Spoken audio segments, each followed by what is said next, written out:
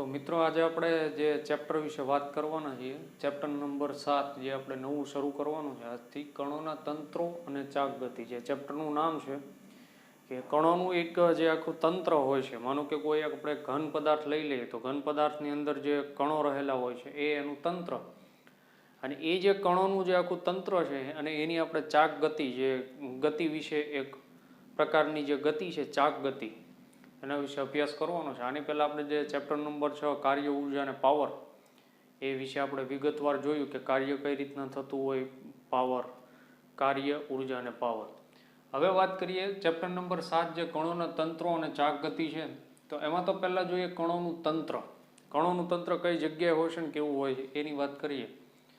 તો એ કણોનું તંત્ર સમજવા માટે પહેલાં આપણે કોઈ ઘન પદાર્થ ધ્યાનમાં લઈએ. માનો કે કોઈ એક ઘન પદાર્થ હોય તો એ કણોનું બનેલું હોય. હવે એ જે કણોનું તંત્ર છે એ આખું આપણે એક તંત્ર તરીકે લઈ શકીએ. તો પહેલાં તો એક આપણે સમજીએ નવો જે પદાર્થ છે કે દ્રઢ પદાર્થ કોને કહેવાય. આ ચેપ્ટરમાં આપણે દ્રઢ પદાર્થને ધ્યાનમાં લેવાનો છે. તો સૌપ્રથમ તો દ્રઢ પદાર્થ કોને કહેવાય અને એ સમજીએ પહેલાં.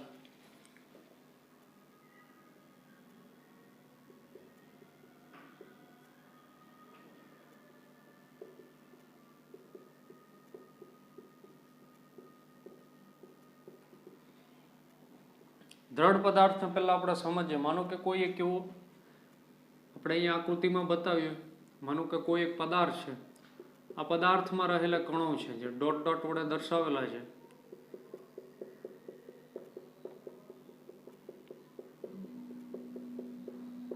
માનો કે પદાર્થમાં રહેલા કણો છે. માનો કે કોઈ બે કણ લઈ લઈએ. માનો એક કણ અહીંયા છે, એક કણ અહીંયા છે.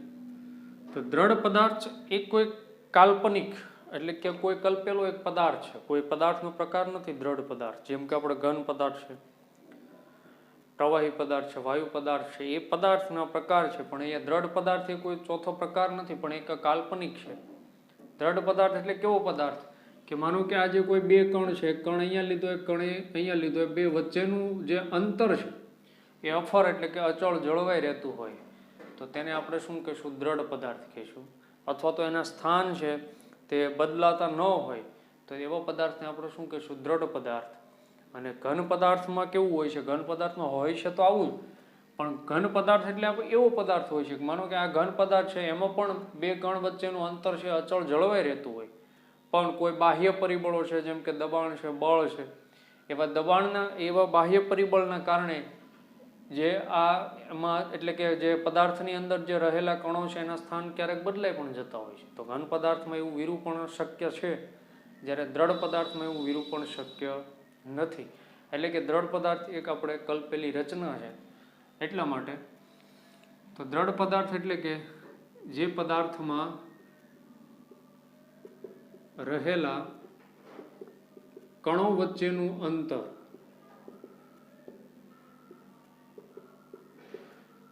અચળ એટલે કે અફર જળવાઈ રહેતું હોય.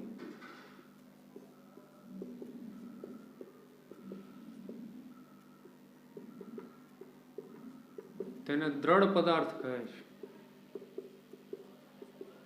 અને બીજું કે દ્રઢ પદાર્થ એ કાલ્પનિક રચના છે, અથવા તો કાલ્પનિક કોઈ એક આપણે જે પદાર્થ ધારીએ છીએ એ છે.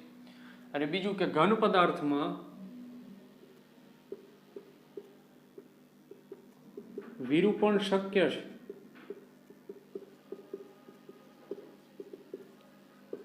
જ્યારે દ્રઢ પદાર્થમાં વિરૂપણ થતું નથી. એ આપણે દ્રઢ પદાર્થ તરીકે લઈ શકીએ. એટલે કે કોઈ ઘન પદાર્થમાં આપણે વિરૂપણ લઈ શકીએ, એટલે કે થઈ શકે જો આપણે ધારીએ તો. કોઈ પણ બળ હોય કે એના ઉપર દબાણ લગાડીને અથવા તો એના તાપમાનમાં ફેરફાર કરીને વિરૂપણ કરી શકીએ, સંકોચી શકીએ, વસ્તુ ઘન પદાર્થમાં થઈ શકે, જ્યારે દ્રઢ પદાર્થમાં એ શક્ય નથી. ઉદાહરણ તરીકે લઈએ તો ભમરડો છે. એ તમે જોયો હોય તો એ એક આપણે દ્રઢ પદાર્થ તરીકે અત્યારે આપણે લઈ શકીએ. પણ જ્યારે કોઈ એને માનો કે એના જે કણોનું તંત્ર છે એમાં જો આપણે ફેરફાર કરીએ એટલે કે વિરૂપણ કરીએ કે સંકોચીએ તો એ દ્રઢ પદાર્થ રહેતો નથી. પણ આપણે ઉદાહરણ તરીકે ભમરડો લઈ શકીએ. તો આ વાત થઈ કે દ્રઢ પદાર્થ એટલે શું અને સમજાવો. તો ખાસ કરીને દ્રઢ પદાર્થમાં એક જ વસ્તુ યાદ રાખવાની છે કે જે દ્રઢ પદાર્થ એટલે કે એવો પદાર્થ કે જેમાં રહેલા કણોનું સ્થાન છે તે અફર જળવાઈ રહેતું હોય અથવા તો એ બે કણ વચ્ચેનું અંતર છે અચળ રહેતું હોય એને આપણે દ્રઢ પદાર્થ કહેવાય. અને દ્રઢ પદાર્થ એક આપણે કલ્પેલી રચના છે. ખાસ છે તો ઘન પદાર્થ જેવું જ, પણ પરંતુ ઘન પદાર્થમાં આપણે વિરૂપણ શક્ય છે જ્યારે દ્રઢ પદાર્થમાં વિરૂપણ થતું નથી. તો આ વાતથી દ્રઢ પદાર્થ એટલે શું અને સમજાવો એટલે કે એને આપણે વિસ્તૃત સમજાવ્યું. હવે દ્રઢ પદાર્થની ગતિ વિશે જોઈએ કે દ્રઢ પદાર્થમાં કઈ કઈ પ્રકારની ગતિ શક્ય છે. તો એની વાત કરીએ.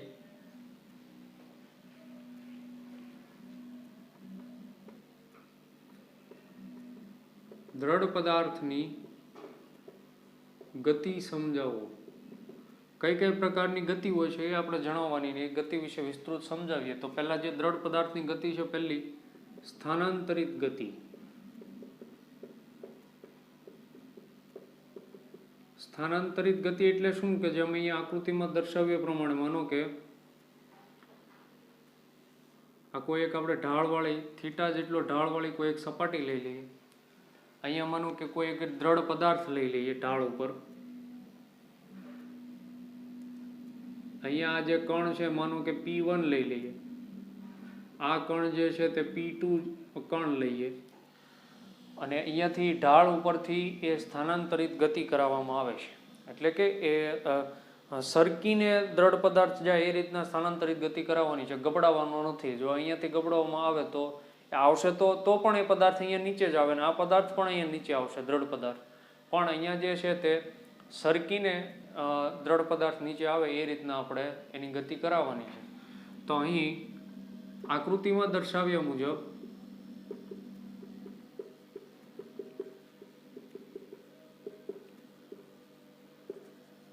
જ્યારે દ્રઢ પદાર્થને કોઈ ઢાળવાળી સપાટી પરથી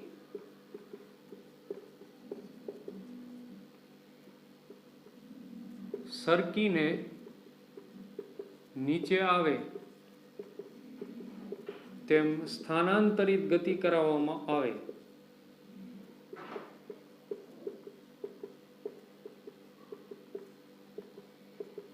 તો તે ગતિ દરમિયાન આકૃતિમાં દર્શાવ્યા મુજબ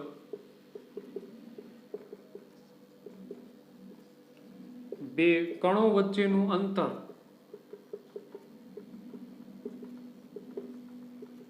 અફર જળવાઈ રહે છે.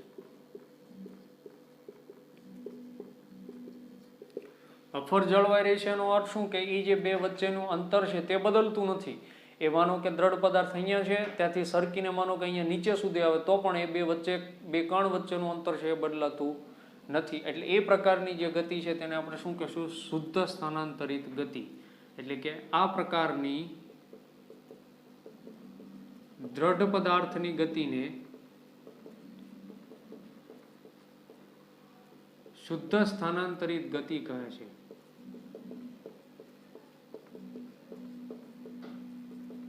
આજે આપણે વાત કરી તે સ્થાનાંતરિત ગતિની વાત કરી. ફરી વાર માનો કે એક આ ઢાળવાળો એટલે કે એક ઢાળ લઈ લીધો છે, ત્યાંથી આપણે અહીંયાથી માનો કે કોઈ એક દ્રઢ પદાર્થને સ્થાનાંતરિત ગતિ કરવામાં આવે. સ્થાનાંતરિત એટલે ગબડતી ગતિ નથી કરાવવાની. એ દ્રઢ પદાર્થ સરકીને નીચે આવે એ પ્રમાણે સ્થાનાંતરિત ગતિ કરવામાં આવે તો ત્યારે જે સરકીને નીચે આવે ત્યારે તે ગતિ દરમિયાન આકૃતિમાં દર્શાવ્યા મુજબ અહીંયા માનો કે આ બે કણો છે P1 અને P2, તો એ બે વચ્ચેનું અંતર છે તે અફર જળવાઈ રહે છે. એટલે કે એ બદલાતું નથી અહીંયા નીચે આવે ત્યાં સુધી પણ. તો આ પ્રકારની જે દ્રઢ પદાર્થની ગતિ છે એને શુદ્ધ સ્થાનાંતરિત ગતિ પણ કહેવામાં આવે છે. એ પહેલી જે દ્રઢ પદાર્થની ગતિ થઈ એ સ્થાનાંતરિત ગતિ. હવે જે બીજી ગતિ છે દ્રઢ પદાર્થની તે ચાક ગતિ. એટલે માનો કે આ સરકીને જાય છે એની જગ્યાએ માનો કે કોઈ પદાર્થ ગબડીને જતો હોય તો ત્યાં એ કઈ પ્રકારની દ્રઢ પદાર્થની ગતિ છે? તો એ જે દ્રઢ પદાર્થની ગતિ છે એને આપણે કહીશું ચાક ગતિ. તો હવે જોઈએ ચાક ગતિ વિશે.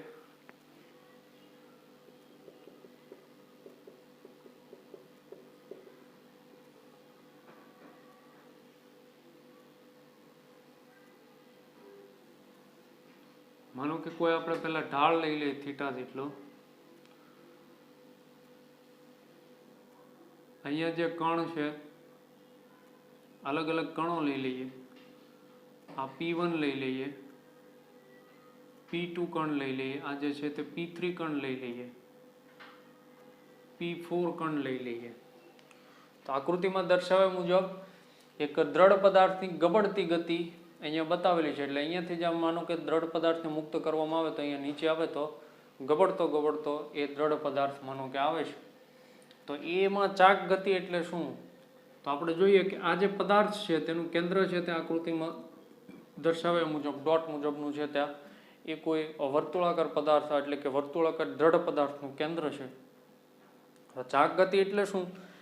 કે જે દ્રઢ પદાર્થ છે એ જે પોતાનું કેન્દ્ર એટલે કે દ્રઢ પદાર્થનું જે કેન્દ્ર હોય, કેન્દ્રમાંથી પસાર થતી કાલ્પનિક અક્ષ, એ કાલ્પનિક અક્ષ કે જેને આપણે ભ્રમણાક્ષ કહેશું, એ ભ્રમણાક્ષને અનુલક્ષીને વર્તુળાકાર ગતિ કરે.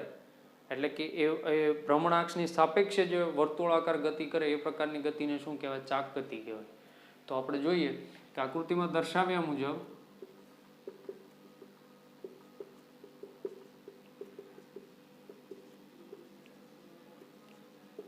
જ્યારે કોઈ દ્રઢ પદાર્થને ઢાળ પરથી ગબડતો નીચે આવે તે રીતે ગતિ કરાવવામાં આવે છે.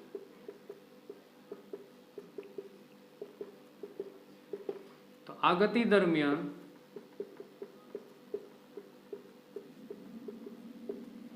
આકૃતિમાં દર્શાવ્યા મુજબ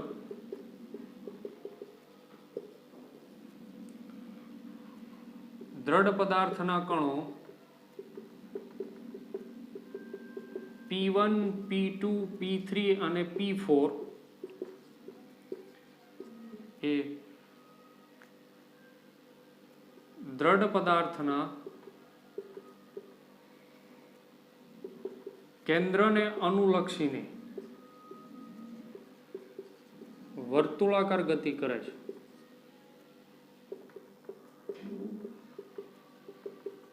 આ ગતિને ચાક ગતિ કહે છે. એટલે કે બીજું જોઈએ ચાક ગતિમાં, તો ચાક ગતિમાં આજે બધા એટલે કે માનો કે આ કોઈ દ્રઢ પદાર્થ છે, આમાં તો 4 કણ લીધા, 4 ન હોય, આમાં તો ઘણા બધા હોય. તો જે બધા જ કણો છે એ કોઈ દ્રઢ પદાર્થના કેન્દ્રમાંથી જે પસાર થતી કાલ્પનિક અક્ષ છે એને અનુલક્ષીને વર્તુળાકાર ભ્રમણ કરે છે અથવા તો વર્તુળાકાર ગતિ કરે છે, અને આપણે શું કહેશું? ચાક ગતિ. તો ચાક ગતિમાં દ્રઢ પદાર્થના કેન્દ્રમાંથી પસાર થતી કાલ્પનિક અક્ષને અનુલક્ષીને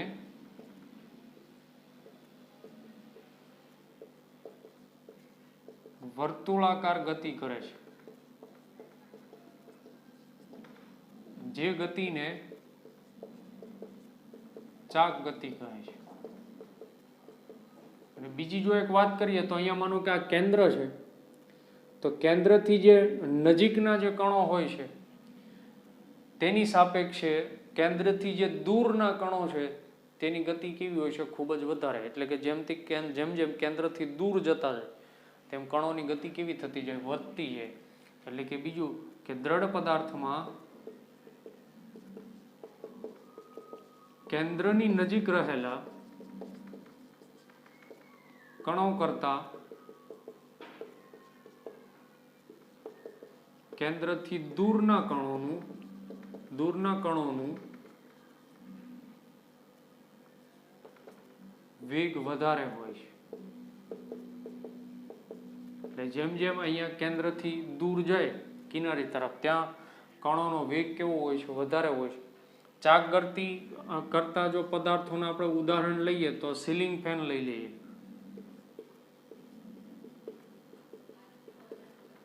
કુંભારનો ચાકડો લઈએ વગેરે. આવા તમે ઘણા બધા ઉદાહરણો લઈ શકો. જેમ કે આપણે બારણું હોય છે એના જે મિજાગરા હોય છે તો એની વચ્ચેની જે અક્ષ છે એને અનુલક્ષીને જે બારણું છે તે ભ્રમણ કરે છે વર્તુળાકાર માર્ગે, તો એ પણ એક પ્રકારની ચાક ગતિ થઈ ગઈ. તો એ સીલિંગ ફેન આપણે જે ઉપર હોય છે, પંખો, એ કુંભારનો ચાકડો, એ જે બધી ગતિ કરે છે એ આપણે ચાક ગતિ તરીકે લઈ શકીએ. એમાં જે વચ્ચેની અક્ષ છે કાલ્પનિક, જે આપણે કલ્પના કરવી પડતી હોય છે, કાલ્પનિક અક્ષને અનુલક્ષીને વર્તુળાકાર ગતિ થતી હોય છે, એને આપણે ચાક ગતિ કહેશું. તો આજે બીજી વાત થઈ ગતિનો પ્રકાર, દ્રઢ પદાર્થની ગતિનો પ્રકાર, એ થઈ ચાક ગતિ. ફરીવાર કે જે આકૃતિમાં દર્શાવ્યા મુજબ એક દ્રઢ પદાર્થને ઢાળ પરથી ગબડતો નીચે આવે એ રીતના ગતિ કરવામાં આવે છે. આ ગતિ દરમિયાન આકૃતિમાં દર્શાવ્યા મુજબ P1, P2, P3 અને P4 એ જે અલગ અલગ કણો લીધા છે, એ દ્રઢ પદાર્થના કેન્દ્રને અનુલક્ષીને વર્તુળાકાર ગતિ કરે છે. એ જે ગતિને છે તે આપણે ચાક ગતિ કહીશું. ચાક ગતિમાં દ્રઢ પદાર્થના કેન્દ્રમાંથી પસાર થતી કાલ્પનિક અક્ષ અનુલક્ષીને જે વર્તુળાકાર ગતિ કરે છે એ ગતિને ચાક ગતિ કહેવાય. અને જે કાલ્પનિક અક્ષ છે એને ભ્રમણાક્ષ આપણે કહીશું. એ ભ્રમણાક્ષને અનુલક્ષીને ચાક ગતિ કરે છે. બીજું કે દ્રઢ પદાર્થમાં કેન્દ્રની નજીક રહેલા કણો કરતાં જે કેન્દ્રથી દૂરના કણો છે એનો વેગ વધારે હોય છે. અને ઉદાહરણ તરીકે આપણે જો ચાક ગતિ કરતા પદાર્થમાં લઈએ તો સીલિંગ ફેન, કુંભારનો ચાકડો વગેરે એ બધા ચાક ગતિ કરતા પદાર્થો છે. હવે ચાક ગતિ કરતા કોઈ પદાર્થનું આપણે નિરૂપણ કરીએ કઈ રીતના હોય છે એ.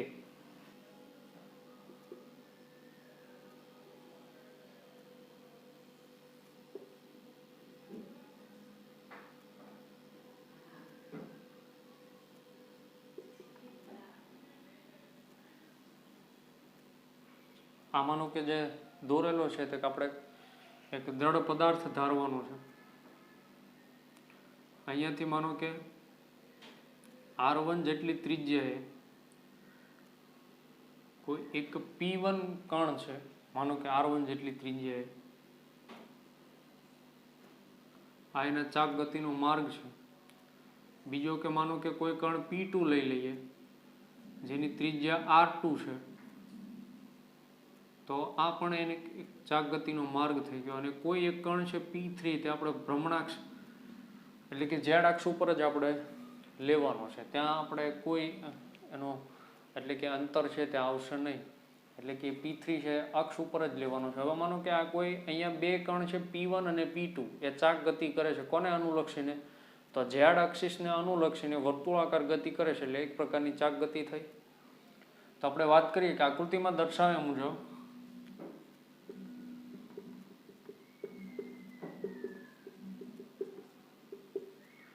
એક દ્રઢ પદાર્થમાં કણો P1, P2 અને P3 ઝેડ અક્ષને અનુલક્ષીને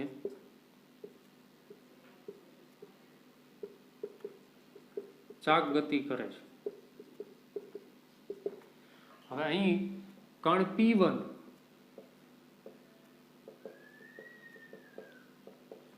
એ R1 જેટલા ત્રિજ્યા ધરાવતા વર્તુળાકાર માર્ગ પર ચાક ગતિ કરે છે. જ્યારે કણ P2 એ R2 જેટલા ત્રિજ્યા ધરાવતા વર્તુળાકાર માર્ગ પર ચાક ગતિ કરે છે. જ્યારે તમે કોઈ ત્રીજો કણ P3 જુઓ તો એકદમ એ અક્ષ ઉપર જ છે. તો એ P3 કણ કેવો છે? અહીંયા સ્થિર. જ્યારે P3 કણ એ ઝેડ અક્ષ ઉપર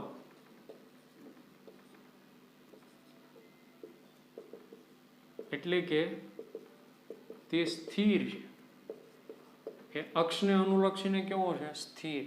તો આ શું થયું કે કોઈ પણ જે દ્રઢ પદાર્થમાં જે કણો છે, માનો કે અહીંયા P1, P2 અને P3 લીધા છે, એ કણોની ચાક ગતિ છે તેમ અહીંયા આકૃતિમાં દર્શાવ્યા મુજબ, એટલે કે આપણે કોઈ એક દ્રઢ પદાર્થ લઈ લીધો, કલ્પી લીધો, એમાં P1, P2 અને P3 ની કઈ પ્રકારની જે ચાક ગતિ હોય છે એ આપણે સમજ્યા. હવે માનો કે કોઈ ભમરડો તમે જોયો છે કે જ્યારે કોઈ ભમરડો ફરતો હોય તો એની વાત જો જોઈએ તો આપણે આકૃતિ દ્વારા સમજીએ.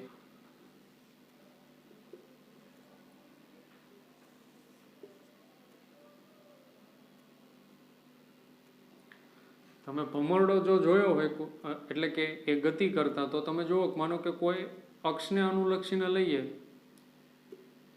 હોય છે શંકુ આકારનો, માનો કે આ રીતના ઝેડ અક્ષ છે, જે ભ્રમણાક્ષ, એ ભ્રમણાક્ષને અનુલક્ષીને આવી રીતના સતત એ ચાક ગતિ કરતો હોય છે, જેની અણી હોય છે. માનો કે અહીંયા જમીન છે, આપણે વાય એક્સિસને અનુલક્ષીને લઈએ તો અહીંયા જમીન પર એની અણી હોય છે, માનો કે કોઈ પણ ભમરડાની.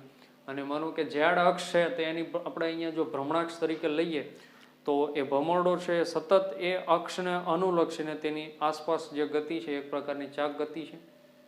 એ ભમરડાની જે ગતિ છે એ આપણે એ દ્વારા આપણે ચાક ગતિ સરખી રીતના સમજી શકીએ. બીજું કે જે આપણે કુંભારનો ચાકડો હોય છે, એમાં પણ તમે જુઓ તો બહારનું જે પડ છે તે આખું ફરતું હોય છે, પણ વચ્ચેની જે અક્ષ છે તે આપણે ઝેડ અક્ષ તરીકે કલ્પીએ, એટલે કે એને આપણે જો એક ભ્રમણાક્ષ તરીકે લઈએ તો એની આસપાસની જે ગતિ છે તે આપણે ચાક ગતિ કહી શકીએ. તો આ આપણે માત્ર સમજવા પૂરતું હતું.